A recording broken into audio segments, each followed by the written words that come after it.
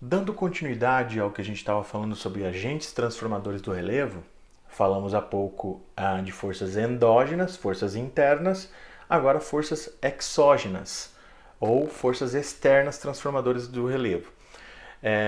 De ordem geral, nós temos três básicos: os elementos orgânicos, ou agentes orgânicos, agentes químicos e agentes físicos transformadores do relevo na camada externa da Terra, ou que tem origem na camada externa da Terra, certo?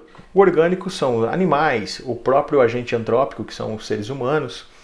O agente químico é a água. A água é um agente transformador muito forte, mas pela estrutura química. A rocha se reorganiza quimicamente pela grande presença de umidade em um determinado ambiente. Portanto, o agente químico é muito mais presente em áreas úmidas. Em regiões, por exemplo, como o deserto, a transformação química é muito pequena, muito baixa. Aí nós temos um outro agente. Antes de mais nada, aqui no topo eu coloco para vocês, está aparecendo para vocês, um exemplo de uma rocha que sofreu uma decomposição química em função justamente da grande oferta de água. O outro agente, o terceiro caso, seria um agente físico. Aí são os agentes que transformam por uma ação mecânica, atrito, ou atrito, além de outras ações. Por exemplo, o agente térmico, que é quando aumenta a temperatura, a rocha dilata e depois ela sofre contração com a perda de temperatura. Ela forma escamas e ela acaba se desgastando na camada externa.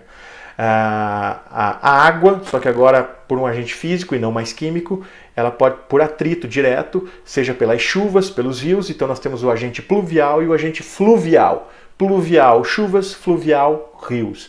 Então vocês vão poder perceber que há um desgaste, até pela formação de vales, por exemplo, ou como a gente chama de vertentes nas encostas, pelo escoamento de águas. Além então das águas, como um agente também físico muito degradante para as estruturas na superfície, os ventos também, né? O agente eólico, então ele acaba agindo de maneira bem ampla também. De duas formas os ventos agem. A primeira é que é a chamada deflação, quando os ventos varrem as superfícies, e a chamada corrosão ou corrosão, quando os ventos atiram partículas. É quase que um jato de areia, então a ação atritante é muito maior, o desgaste é muito maior. Outros agentes, por exemplo, como o chamado de nival, que é o derretimento de geleiras, aparece aqui no topo, inclusive, aqui um vale glacial, que são chamados de fiordes, que também são um bom exemplo justamente dessas formações. Tudo bem? Classificação bem fácil para vocês do que são os agentes internos e externos modeladores do relevo. Valeu!